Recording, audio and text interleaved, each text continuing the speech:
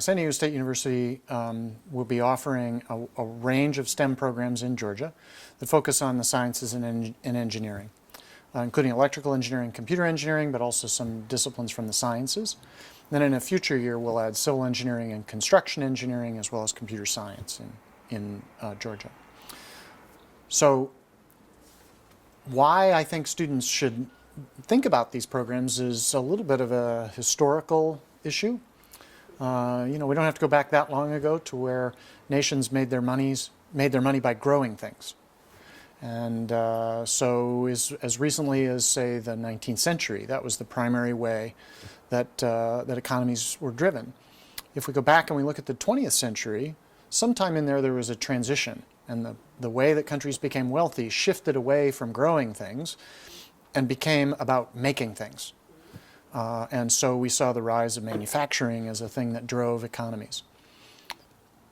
The world is changing very, very quickly. It's changing right underneath our feet sometimes, I think. And where we see economies being driven right now is not so much about growing things anymore, not so much about making things. It's about inventing things. It's about innovating. It's about solving much, much bigger problems.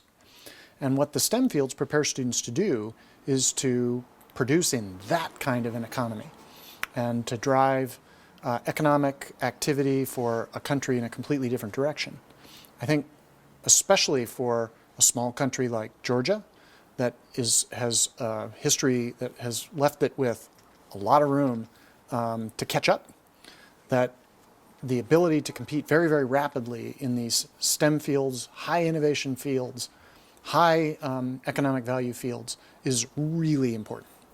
When I remember myself at 17 in prehistoric times, I had this mixed set of motivations, and one of them was this sense that the world has always been the way that it is.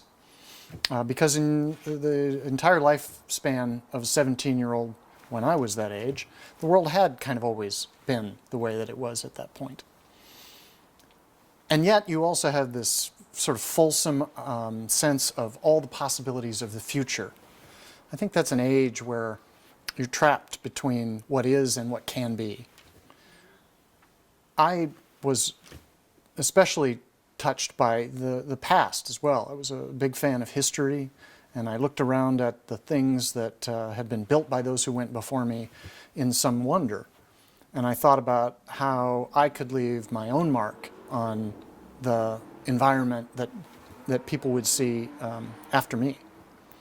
And so I think it's a critical time for people who are 17 to look at the fact that right now the world isn't what it was 17 years ago. If we look at the 20 biggest companies in the world, how many of them didn't even exist when a 17-year-old was born? We can't count on the world being like it is now.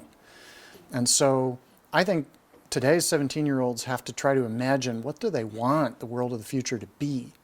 What world do they want to live and work in, and what world do they want to give to their children and to their grandchildren? And what's even more amazing is that with a thorough understanding of how the world works and a grounding in the ways that we manipulate it as engineers, today's 17-year-old really has the opportunity to make the world they want in ways that were not possible for students in the past, I think.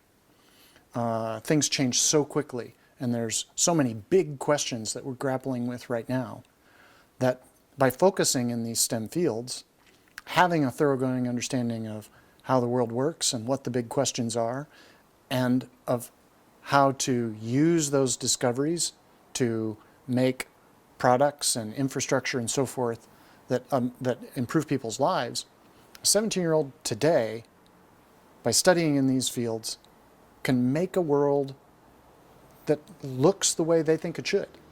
And what's even more amazing is they can do that while also providing a very comfortable lives for themselves and their families. I like bridges. I'm an engineer, and I'm particularly fascinated with bridges. And I mean that both kind of metaphorically, the connections between peoples, but also physically. Just the idea that if you've ever walked across a very, very high bridge and stood out in the center and contemplated the impact of all that gravity underneath your feet and so forth, it's I think, a sort of an awe-inspiring moment.